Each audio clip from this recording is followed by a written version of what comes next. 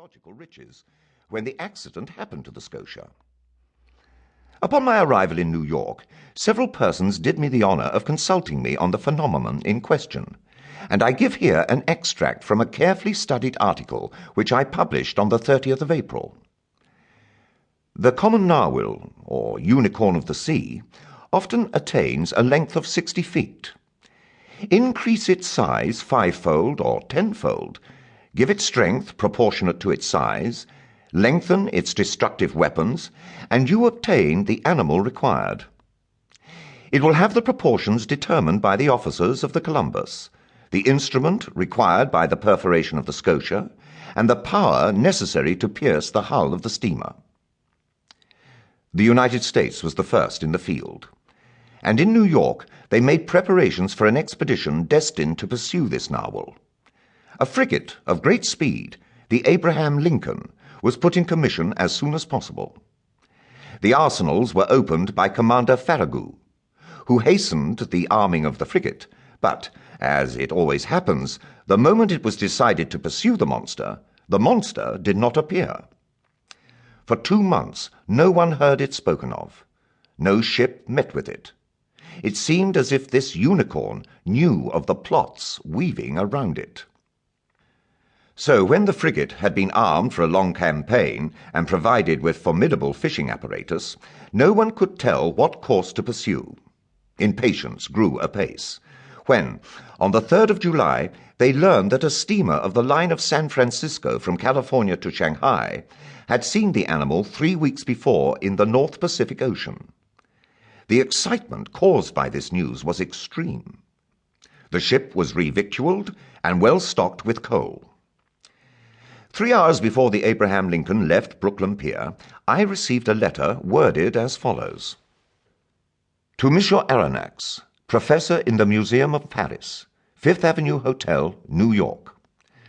Sir, if you will consent to join the Abraham Lincoln in this expedition, the government of the United States will, with pleasure, see France represented in the enterprise.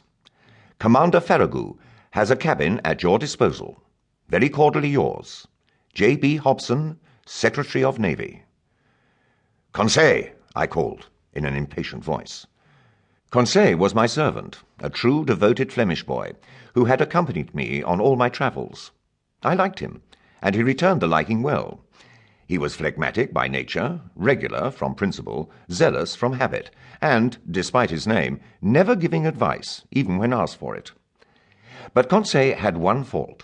He was ceremonious to a degree, and would never speak to me but in the third person, which was sometimes provoking. Conseil, said I again, beginning with feverish hands to make preparations for my departure. Conseil appeared. Did you call, sir? He said, entering. Yes, my boy. Make preparations for me and yourself, too. We leave in 2 hours.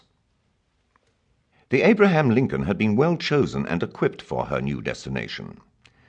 The interior arrangements of the frigate corresponded to its nautical qualities. I was well satisfied with my cabin, which was in the after part, opening upon the gun-room. We shall be well off here, I said to Conseil. At that moment, Commander Farragut was ordering the last moorings to be cast loose, which held the Abraham Lincoln to the pier of Brooklyn.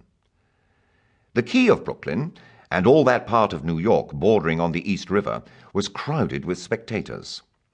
3 cheers burst successively from 500,000 throats.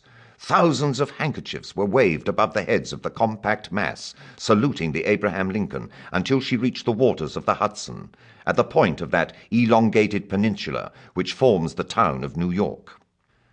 6 bells struck. The pilot got into his boat and rejoined the little schooner which was waiting under our lee, and at 8 bells she ran at full steam onto the dark waters of the Atlantic. No whaler had ever been better armed, and, what was better still, she had on board Ned Land, the Prince of Harpooners. Ned Land was a Canadian, with an uncommon quickness of hand, and who knew no equal in his dangerous occupation. He was about 40 years of age. He was a tall man, more than 6 feet high, strongly built, grave and taciturn, occasionally violent, and very passionate when contradicted. The 6th of July, about 3 o'clock in the afternoon, the Abraham Lincoln Para seguir escuchando este audiolibro gratuitamente, haz clic en el enlace de la descripción y podrás escucharlo completo sin coste gracias a la prueba de 30 días de Audible.